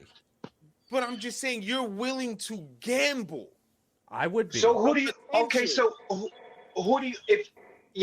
Because look, if they don't take Marvin Harrison, you got to trade down because who else is worth going for at 3? Again, you're willing to risk and gamble this year's rounds of quarterback on the hopes and dreams. One, that you have enough of a draft capital and to trade up. Yeah. For possibly Shedeur Sanders. That's proven what? I'm not saying. I'm not saying Shedeur Sanders is proven that. New England, that's just stupid. So here's another. But here's the other issue, right? You're saying I'm skipping this class of quarterbacks like there's anybody worth a shit. But you're saying that Shedeur Sanders is better than everybody else after Caleb Williams? He has the potential. To me, he has the potential to be. Here's another side of it from the marketing standpoint. Marvin Harrison Jr. sells jerseys and keeps people in the seats all season. A rookie quarterback who becomes nothing, empties seats, about halfway through the season and jersey sales tank. I think from a rebuilding standpoint, there isn't another Marvin Harrison Jr. in this draft. And that's Neighbors. So let me ask you this, Paul. Next Who year's is draft, this year? I'm sorry. Who is this year's I was Anthony like, Richardson? Yeah, I'm sorry. nobody knows. That's the Who's this thing. year's But that's what I'm saying. Who do you think? I'm not saying again. I'm not saying that Charles said it. Jaden Daniels. Yeah. Well, I'm do you not mean saying that- as? Okay, go. Sorry. As in, like the 4th or 5th quarterback that comes off the board, where he's just holy shit, he should have been way higher. Are we talking about maybe Penix? Maybe. But Or that's what I'm Bowman. saying is I don't think you have to. If you're New England, I don't think you have to. You don't have to get a quarterback in the first round. You trade out, get an extra second round pick, get Penix in the second round, and then you have another second round pick to get a corner or a safety or a lineman. Like, and I get it. I understand. It's just the logic for me for a team that is, since Tom Brady has left, have struggled in the. Let's without just say now Belichick- Belichick's gone too. So Belichick's gone, and it just even got worse. That quarterback position in New England is non-existent. Mac I think Jones that's why did not work out there. But So- I think that's exactly why they're saying that they're okay with it because they know That's they're what I'm saying. Right now, I'm looking at the 3rd or 4th best quarterback. Okay. But I can get a generational, even though we hate to say it, wide receiver. He's going to be. Who was Ohio State's quarterback this year? What was his name? I don't know. Exactly. Marvin Harrison Jr. made that kid look great. Okay. So you're going to have Jacoby Brissett, a dude who can actually throw the ball, who did win the starting job in Washington, but lost it because of injury. And then Washington kept him out based on this young man's career, not game chosen talent. So you can't look. I'm looking at the 3rd or 4th, and with the opportunity to have the 2nd or 1st next year. But the problem is there's not that much difference between Jaden Daniels and Drake May for the number 2 or number 3. So you're like, I do understand what Paul's saying. You're just going to give that up because you didn't get the other guy. If I gave you 2 lottery tickets and the one on the left was a guaranteed $50, but the one on the right had a chance to win $500, what are you taking? I believe that it's going to go quarterback, no matter what. Yeah. Quarterback. oh yeah, absolutely. I just don't think. I don't think New England. Yeah, exactly. I agree with Charles too. The teams are going to might not be the same teams. We know Yeah, number 1 and I don't number 2 think so. probably are going to be the same team. I don't think they're trading out of 2. 3 though. Well, 3 might be a wild card. If New Washington England, is our. What do you ask for that? What do you ask for number 3 then? Let's I just don't get know, into but- that. but It depends on what team is asking to come up to number And 3. what- Well, much I they're can giving. tell you from looking at it right now that there's probably only, off the top of my head, 2 teams. Like, you already brought one of them up. And I think the other team that is crazy enough to come up and try to move up into the draft is another team that was in the playoffs last year. It needs a quarterback. Who? Cleveland. No, because Cleveland doesn't pick till 54. Who? It's not making us into owls. Fucking Dallas. Cowboys Oh, didn't God. quarterback. No, they didn't do anything in free agency. They can't afford a top 5 rookie contract. Dak's not got just that. $55 million against the cap, second highest. Not just that, Dallas lost its It's- entire offensive Charles, line. you It's a can good- mortgage it. You can mortgage it. You just slide that I little think card. there. What Look, has Jerry ever mortgaged anything? Jerry don't need a mortgage. He'll Patrick find- might be onto something. He's been telling us to charge it to the card for a Charge few it to days the now. card. It's just it's a running joke because we saw I know. the Bears did it It's- one time. It's just a running joke. It's We're fine. Carolina just did it, so maybe it is Dallas. I don't Carolina just did it. Carolina just Look, gave away if everything they Dallas- had in the kitchen sink. if Dallas trades up for a quarterback, they're officially done this season. Because if you're Dak, why the fuck are you going to go out and play if they draft a first-round quarterback? I'm still showing other teams who I am. I'm going to play. I'm probably not winning the the Super contract Bowl. at this point. Then Yeah, I'm Well, not right, playing. they But haven't this is- re-signed Dak to a contract. That's why I was saying He's- this. I don't think they're going to. I I think don't they're. think they will either. No, I they think still Dak have- is they gonna have be way on too the many free- players to play, and They do because you still have to pay Micah. You still have to pay CD. You still have to pay. They lost Stephon Gilmore's gone, so I don't see Dallas doing it because they don't have the cash and they don't have the cap space. I think the most likely. I think Denver could trade up. Denver could trade up because they don't They're have in a fuck. cap Their money, quarterback hell no. situation is trash. Yeah. That's true. They can't. Where's Denver drafting out of? 12? Denver, yeah, they're not. They can't do nothing. They don't Denver's, got enough. Yeah, Denver's comfortable at 12. I would be good. Denver's going to be taking Bo Nix or Michael Penix Jr. Whatever's left. And I honestly think these fucking Sean Payton's looking at the next Drew Brees and just salivating. So Yeah, we'll see. Charles, how many is Dame up to? I don't know. 714. It's 83-64 with 3 minutes left. Jesus They're both scoring, but nobody's. It's on cruise control right now. Yeah, that's a we're not trying to fuck this game up score. No. I don't know, man. This draft, I'm so fucking excited for this draft because it's one of the first years that I can remember where I have zero idea what Howie's going to do in the first round. No idea. Yeah. I know what we need and I know what we want or what I would like the team to do, but I have zero idea the way Howie's going to go. Well, we've lived comfortably in that 20 range, and for the most part, you'll be disappointed no matter who the player is. When you're anyway. 20 to 30, you tend to trade out into early positions and more pickups in the second third round and pick up a fourth or fifth round. Yeah, well, no, that's what we do as a team. Well, I'm just saying, we strike gold every time we do it. Every time we talk about it on the podcast. You play this game like you said. Yeah. See who's available, and if that player gets off the board, you're just like, fuck it, I'll trade back. That's what the Packers do all the time. Let me ask you this. Yeah. For your first pick, whenever it is, we all know when y'all's first pick in the first round. You already know who Charles and I want. No, I understand who y'all want, but what would be a pick if they were to make a pick this year that would just make you feel like, what the fuck? Okay, so I have a really good feeling. I was looking at the Detroit Lions and what they're looking to pick up also. The Detroit Lions need a cornerback. With the Green Bay Packers just picking up another offensive lineman, I truly believe with everything inside of me, because we're picking 2 spots ahead, like in most of the mock drafts they've done it to us. They took Laporta. Yeah, Green Bay, the next team. You know this. I'm telling you, you it's know this shit. Here it is: Green Bay, Tampa Bay. This draft means something different to them. Yeah, Green Bay, Tampa Bay, and Arizona. They want revenge. It's payback. I don't know if Arizona might have 2 picks in the first round. That's great. I don't know. One or 2 teams does. Just 2 teams don't have a pick. Arizona has 4 and 27. Because Tennessee doesn't have a draft pick, correct? Not in the first. Yeah. So yes, they do. They're like, aren't they number 7? Tennessee. I think that's what I'm saying. Like top 10. Tennessee's number 7. The number 9 pick for the Bears is going to be fun, right? Because it's going to be decision. Is going to take an offensive lineman. I think Tennessee's going to take an offensive lineman. I think then what does the Falcons do, right? Do they give Kirk Cousins? There's a whole ass plane or something.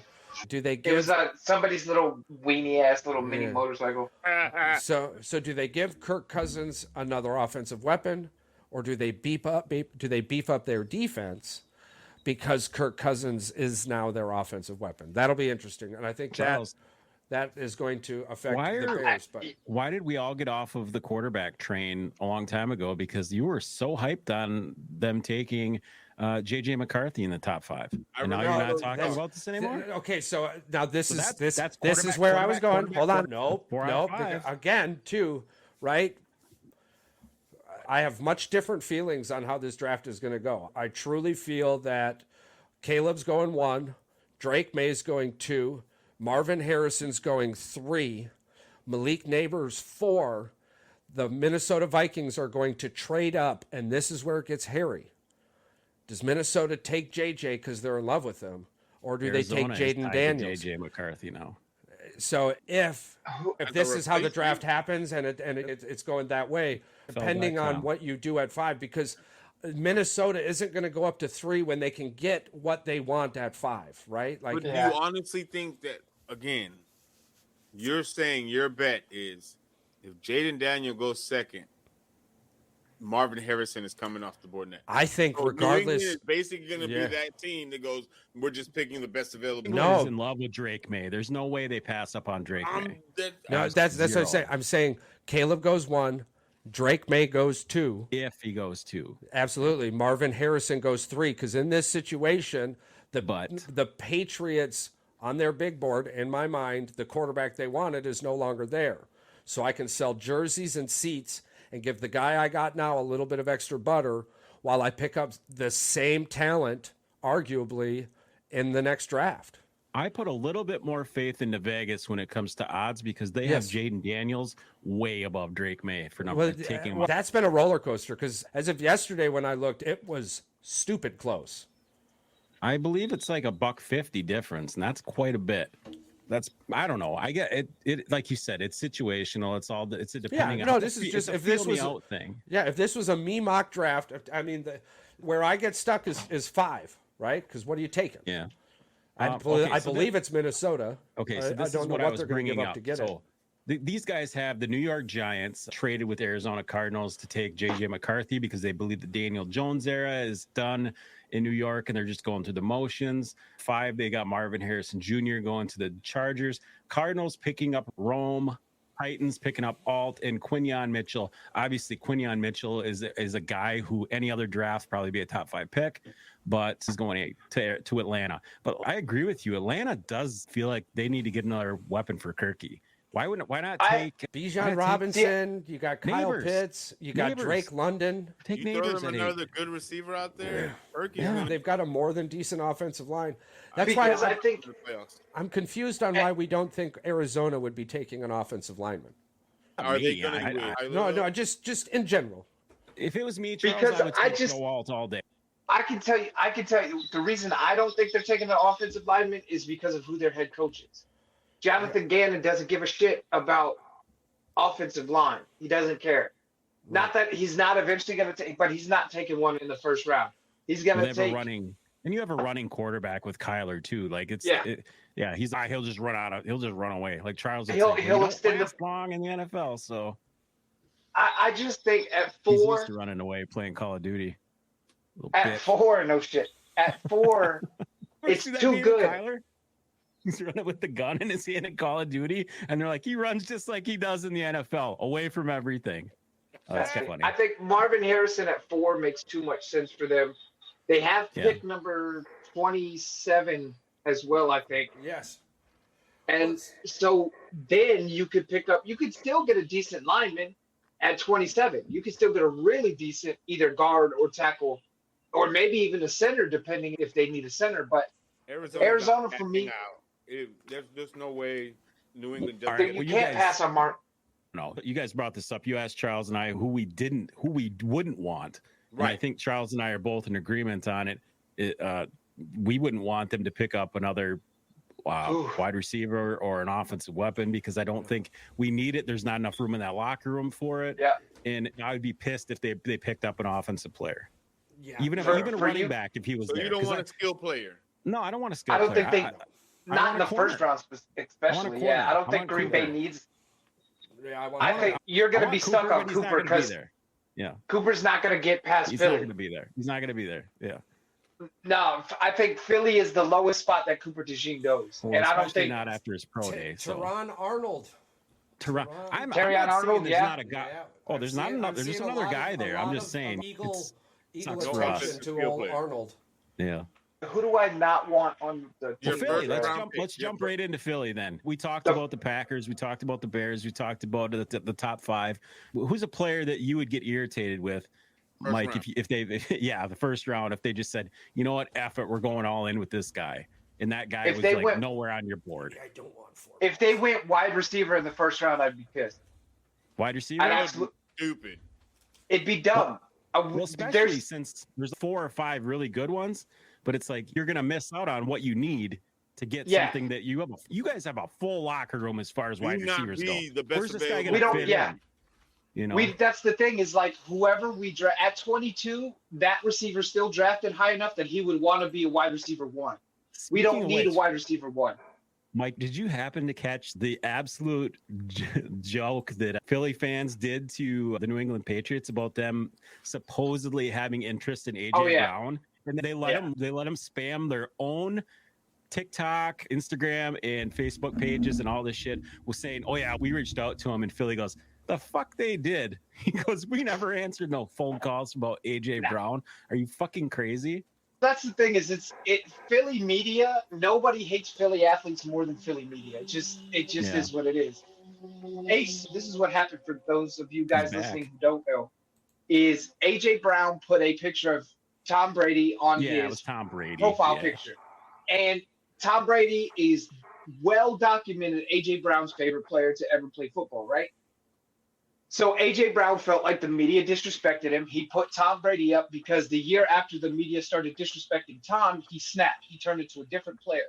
That's what AJ was trying to say. The Philly media, specifically WIP, who's supposedly the Eagles' flagship station, was shitting all over him, saying he's a diva and he wants out and he wants this $200 million contract. And AJ went online and was like, look, y'all disrespected me. I told y'all to shut the fuck up. Y'all didn't shut the fuck up. So this is me telling y'all, keep disrespecting me. I'm going to show you who I am. No more talking, no more radio interviews, no more none of that. We're done. And this is the other thing. Philly media have gotten this thing so high. There's one guy who I absolutely fucking hate. He works for this place called Jacob Sports or Jacob Sports or whatever it is. His name is Dan Saleo. He's a fucking scumbag to the max. He's the one who's AJ Brown's a diva, and I want to trade him. And if New England gave us number 3, get the fuck out of here. You're ridiculous. Why would I trade a receiver who just broke records last year, has had 1,000+ yards and 7+ touchdowns the whole time he's been here? Why am I going to trade him? There's no receivers that we could draft that would replace him, not even a little bit. So I think, but yeah, if they drafted a receiver in the first round, I'd be really pissed. I don't really want them to take an offensive line piece in the first round either. I think we need cornerback and we need edge way too much. Right. Why not pick up a young corner, especially like anybody? DeJean or Terrion Arnold or Kool-Aid. Or even if you want to wait till the second round and pick up a cornerback, then you go edge in the first round because Max Melton out of Rutgers is killing shit. Like he'll still be there. Yeah. So you could pick up him at 50, pick up Edgerrin Cooper or Junior Colston at 53, and your first round you could go someone like, if he's still there, for some ungodly reason, Jared Verse or Leatu Latu. Somebody on the edge that's going to make a difference. All right, boys, it's time to freaking get that monkey off the back and talk about the elephant in the room. Caitlin Clark signing a giant deal with Nike. And everybody's opinion on this is it's fantastic for sports. It's fantastic for women's basketball. Paul, you brought up a point that 2 other women in the WNBA have signed similar deals. And my only issue, off the top of my head, the only 3 players, female players I know that have a signature shoe in the NBA is Caitlin Clark now, Sabrina Ionescu, and Breanna Stewart, I think, has her own shoe. So I can't believe Griner doesn't have a shoe deal with Adidas. The one that bothers me is Asia Wilson. Wilson, that one's weird to me. Like she is literally one of the most well-known athletes in the WNBA, and like she dominates on offense and defense. And the fact that Nike hasn't seen the potential of having a signature deal for her, I just think about like when Shell Shoops and Cynthia Cooper had their shoes, like they were the face of the league. I'm not saying that Asia Wilson is the face of the league, but when you think of the WNBA, her name is synonymous. It's got to be up there right now. So for Caitlin Clark to get a shoe deal, listen, no shade on her. Congratulations, she's earned it. But you can't sit here and tell me that Caitlin Clark has earned it and Asia Wilson hasn't. Like, you know what it is.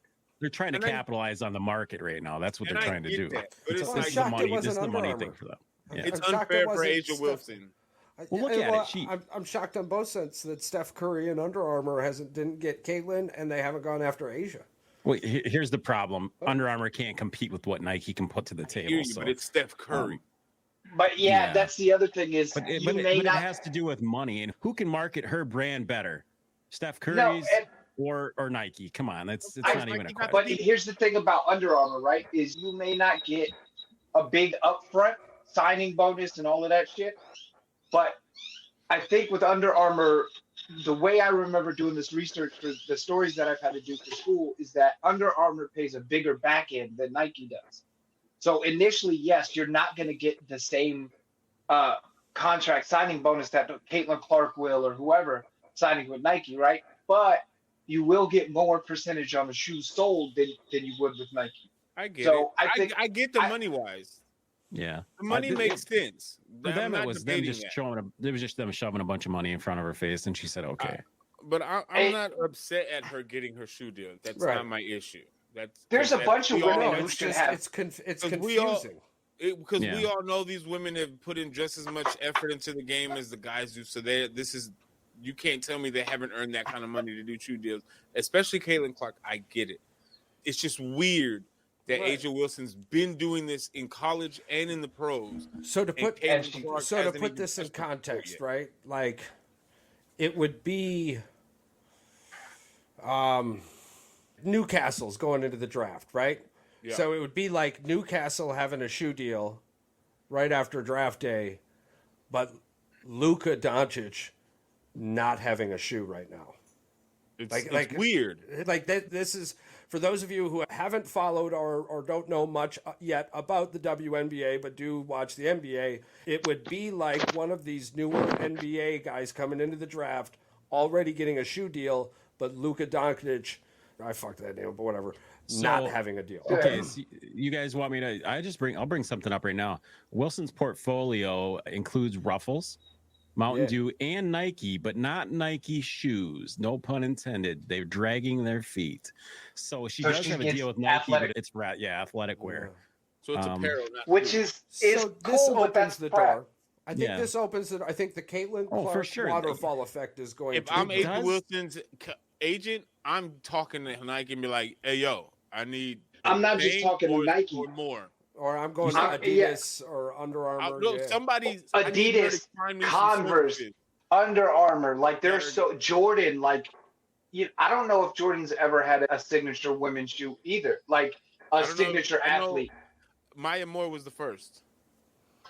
You just hope she didn't handcuff herself and not be able to, since she has a contract with Nike, they might have to buy her out in order to get the rights to her name to get her to get a shoe. That might be one of the problems. Nike's holding her back from this. That's speculation. Right. Her agent needs to figure something out. You got to do better. Here's the thing: is you have to figure out what the NIL is, name, image, and likeness, right? You have to figure out what your NIL is worth, right? You know what it is in college, but what is your name and your image worth in the pros? And we already know Caitlin Clark's name and image is almost priceless because of the records and the hype that she brings. And I agree, Asia should have had a shoe. Like, I think there's a woman that I am a huge fan of that I think should have had a shoe a long time ago that I think people aren't talking about is Kelsey Plum. I think she's a bad motherfucker, and she should have had a shoe. Like, she's already out there pounding the ground for the WNBA. She's out there being a spokesperson. She's out there being a leader. So there are so many women that you could find that say she should have had a shoe deal, and she should. But I think pass the ball. I think this is a gamer career. Wednesday here, the athletic directors in the state of Wisconsin vote to give high school athletes NIL money. High school athletes? Oh. Yes, the athletic directors are voting on to whether or not allow them to use their high school jerseys, all that stuff. April 24th, they vote on it. So that's going to change Wisconsin sports, period. I think probably more Kimberly than anything, with the Papermakers football team having a fucking $3 million locker room, or $30 million locker room. Yeah, dude, so crazy. Bro, their football team better locker room than the Kansas City Chiefs. It's bigger and better than the Kansas City Chiefs. You should see the Texas high school football. 12 or 20 milli. It's like 12 or 20 million. Oh no, this is a joke, a running joke. Somebody actually put it on like Twitter or something. It's Kimberly's high school football locker room. It's their weight room. And then they showed the Kansas City Chiefs, and they're like, this is a high school in Wisconsin. Because if you show one in Texas, it's probably way better anyway. But this is a mock on it. Just being a little Wisconsin school of like 10,000 people has a better locker room than the freaking NFL team. And we all know Kansas City's in trouble. We know they're going to St. Louis probably. Oh, they're Hell, going you guys back to want them in St. Louis, San yeah. Antonio. I You're mean, listen, open arms, man. The St. Louis Battlehawks are averaging like 30 to 43,000 attendance. Yeah, right? you can't tell me if they Bro. move the Chiefs down there. Ooh. Whatever city claims hold of the skill set of Patrick Mahomes, that city's economy is going to explode. St. Louis is begging for Kansas City to keep. Because I'm begging. already busy. They'll probably be put like, we'll give you Patrick the Mahomes Blues. in San Antonio Louis Blues. with It's the Wemby game on the other people hate side. it.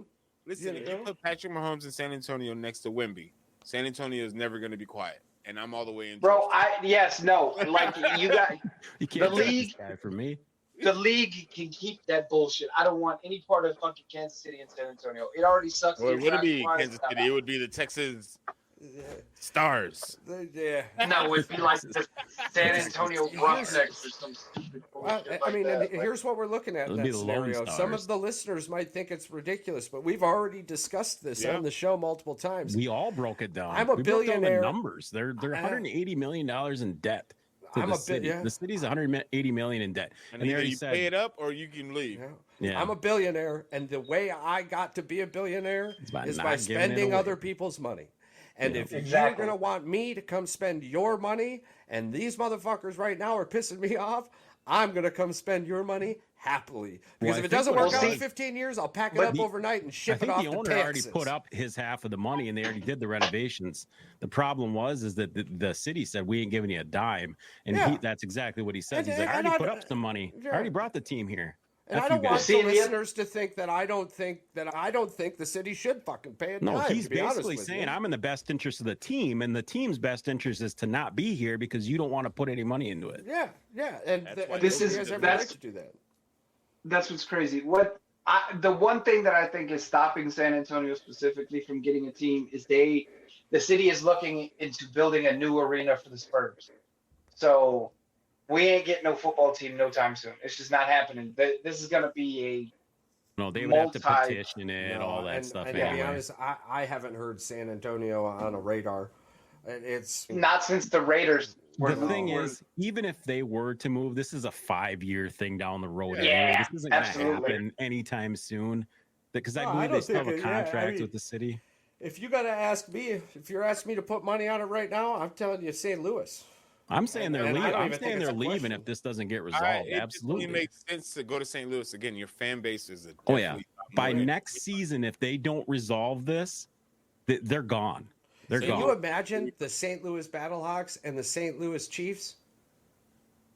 Wait, holy I shit. think if they Yeah. move, they're going to have to change the Chiefs name. They're not going to keep that. Oh yeah, they wouldn't be St. Louis. They wouldn't be KC anymore. they wouldn't be they'd great. Man, they'd be the could you SLC. Imagine, imagine if this SLC, happened it's quick and completely Kelsey marketable. was there? There'd be no more Chiefs jerseys. You'd have to buy a new fucking jersey. Yeah, Swifties Oh, fly man. them all out. And especially like they changed the colors and the whole.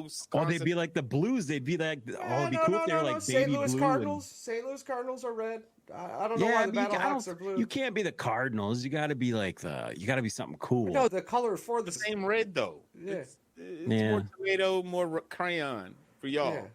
Listen, hold on a second. I'm not doing this to spend more fucking money. I'm doing this because other people are going to spend, I'm going to spend their fucking money, right? You're Well, then asking me now I to think- change the color of my fucking jersey. You're asking me to change my name. Whoa. We're the St. Louis fucking Chiefs. We're the same goddamn color. I'm not spending any more money than I have to. I think, Billionaires stay billionaires. hey, sure as shit. They don't Look at spend the money. MLB but- jerseys. Come on. Oh, God. Let's not do that. Jerseys. Those New York Mets jerseys are absolute donkey balls. And I still, What I is that? got to pay for the gas for the team to move. So Charles, St. Louis is a hell of a lot cheaper. What if they stole it from us? What if they stole the Milwaukee Brewers thing and they were the St. Louis Brews? Yeah. Because they are the city of beer. They're the city of beer, St. Louis, Missouri. Shitty beer. but St. yeah. Louis Brats. Now, let's you guys. I'm just saying that what would happen if they did it? They would steal it from the Brewers. St. Louis. Oh, they Blues. would get sued probably. They can't I do mean, that. You think they trademarked that Yeah, name, Charles? No, Yeah, I just told you 100%. what I think. I'm a fucking billionaire. I'm not spending more money than I have to. The goddamn name's staying the same. The only thing that's fucking changing is the city. I got to pay for gas to move these fuckers from Kansas City to St. Louis. That's enough for me. I think St. Louis is a little more conservative. I don't think the Chiefs thing's going to fly there in St. Louis. I don't think it's going to fly because that's the whole reason why they got the Blues. Hold on a second. Listen to me. The last team that was there was a fucking Rams. Yeah. Where is a goddamn Ram in St. Louis? They got no fucking logic there. It's not about. I'm sticking with my billionaire, not spending my money. Say this scenario. with a lot of teams. You can say that with a lot of teams' logos. They don't make any. That's what I mean.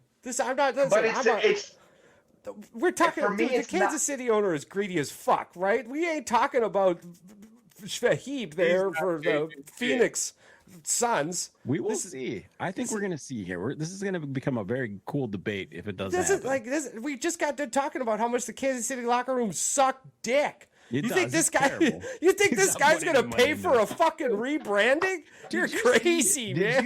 you see that they got all like D and C grades on their whole Yes. stadium? And even Their the whole players are shit like, sucks. yeah, it's Listen. shitty. D's get degrees and they're winning fucking championships. What the hell? Shut up. I didn't tell you if you win a championship, I'll give you a better locker room like the fucking Vikings in the 70s who You couldn't fit probably- the goddamn bill. They got you a dome probably- before they got heated seats. You probably don't remember when Lambeau and Soldier Field had the troughs, right? You were standing next to dudes pissing in a trough, a pig trough. Oh I no, do.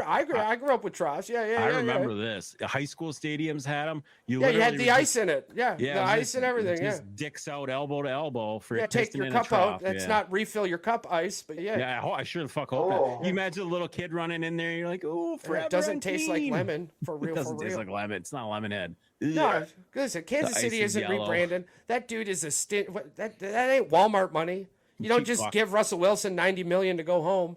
Hell no. You're keeping the jerseys. I'm keeping the color. At best, we're taking out the KC because that's 2 letters, and I'm switching it with SL because that's 2 fucking letters. And you're Oh. going to be the SLC. Market the fuck out of it and get out of my house. It can't be SC or SL. It can't be SLC because they've got St. Louis or Salt Lake gotta- City. yeah. SC, STL. It's gotta be STC. STL. Tell that to the St. STC? Louis Cardinals. The abbreviation is STL. STL is STL, just yeah. St. Louis.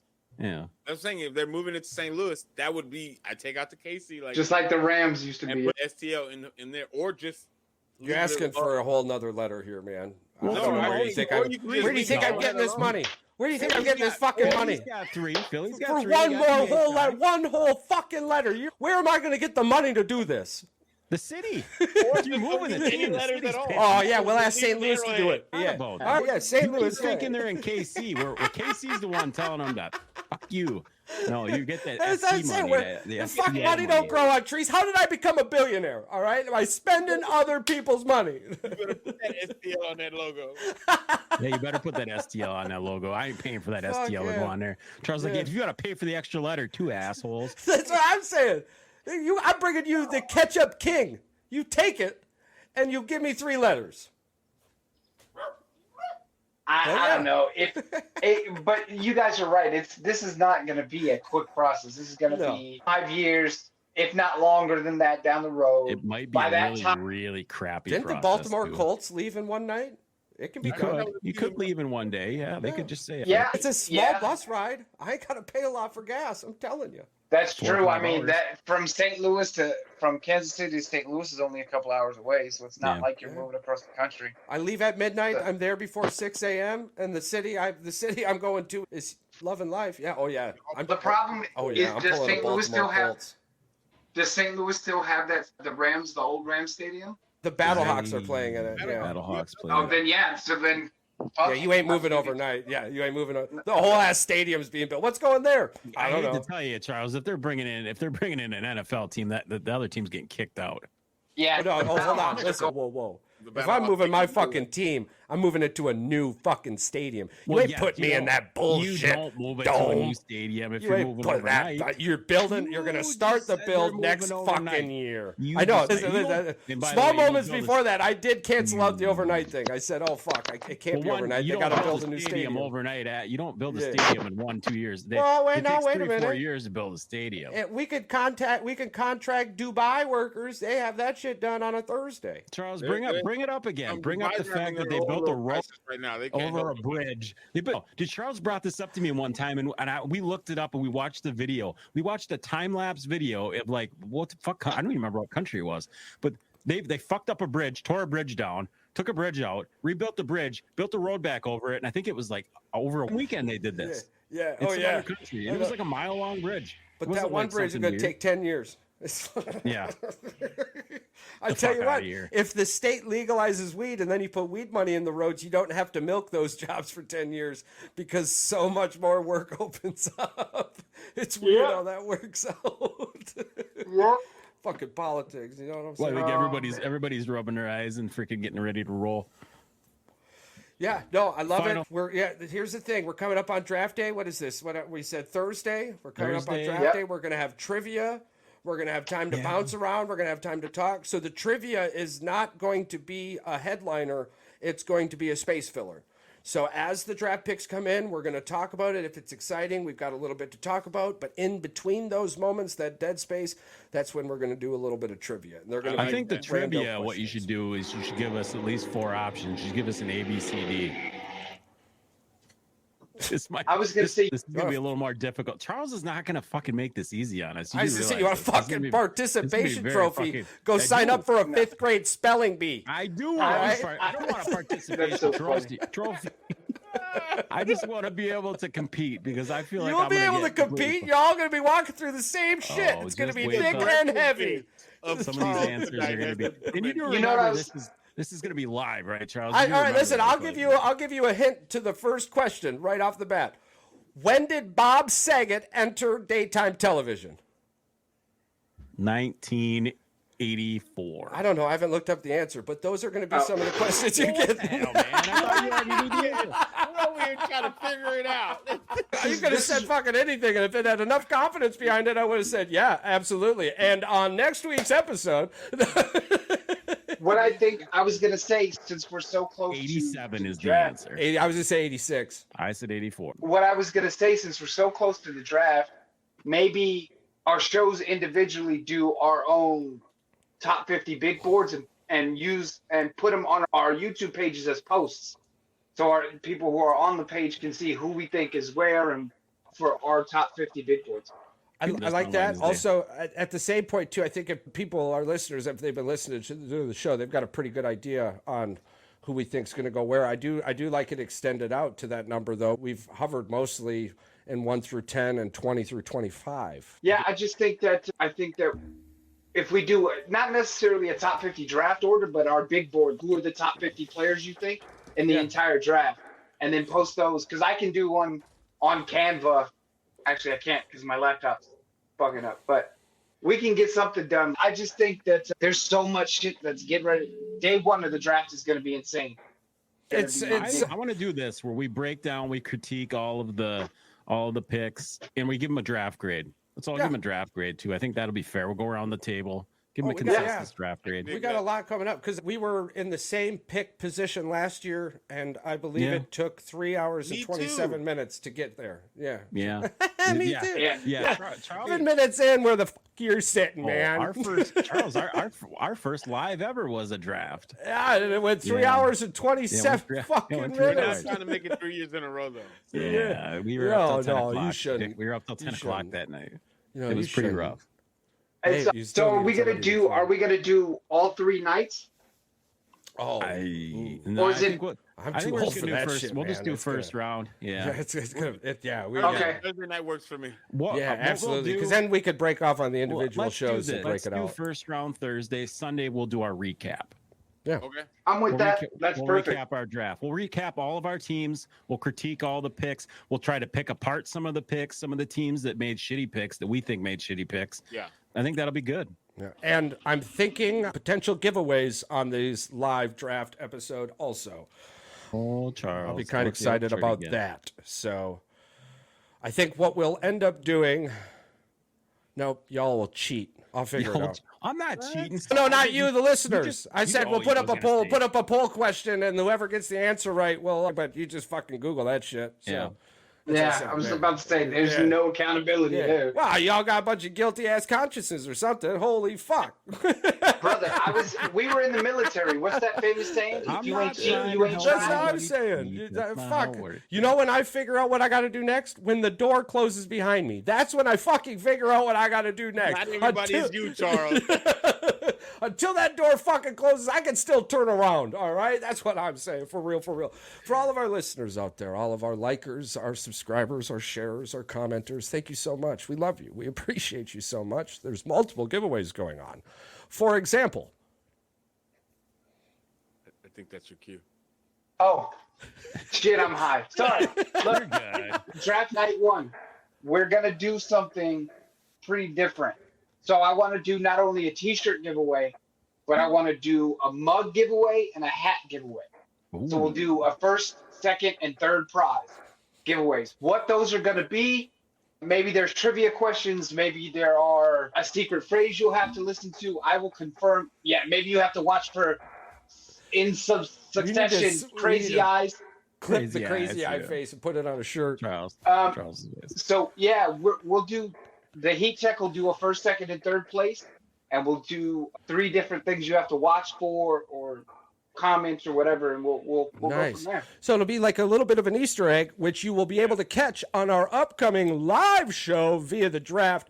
Of course, the Boys in the Woods podcast have their giveaways going on, one of which is the Hobby Horse t-shirt contest, where all you have to do is be a subscriber, like the YouTube page, and comment on any one of these videos that we talk about it.